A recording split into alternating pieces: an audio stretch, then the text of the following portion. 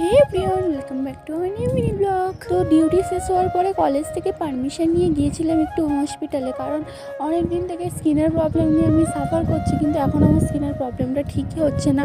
তো কলেজ থেকে একেবারে বেরিয়েই এসেছিলাম পারমিশন নিয়ে, কিছু খাওয়াও হয়নি।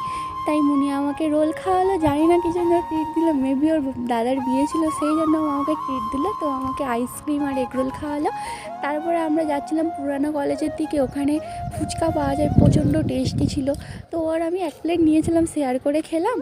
আর এটা ছিল আমাদের পুরানো কলেজ। যারা আমার অনেক আগের পুরানো যদি কোনো ভিডিও দেখে থাকো, তো এই কলেজটা দেখতে পারবে। অনেক ইমোশান জড়িয়ে একটা বছর পুরো এই কলেজে আমরা কাটিয়েছিলাম। তো যদিও এই কলেজটা আর আমাদের নেই, কলেজটা চেঞ্জ হয়ে গেছে, মানে চেঞ্জ না, সব কিছু সেমই ছিল, শুধুমাত্র নামটা চেঞ্জ হয়ে গেছে। আর এই যে আসার পথে ডাক্তার দেখিয়ে রুমের দিকে চলে এলাম, আর মুনিয়ে লাফিয়ে লাফিয়ে আসছে কারণ ওর ড্যাডি এসেছে। তো আমার ব্লগটা এখানে শেষ করলাম, ভালো লাগলে সাবস্ক্রাইব করে দিও, টাটা।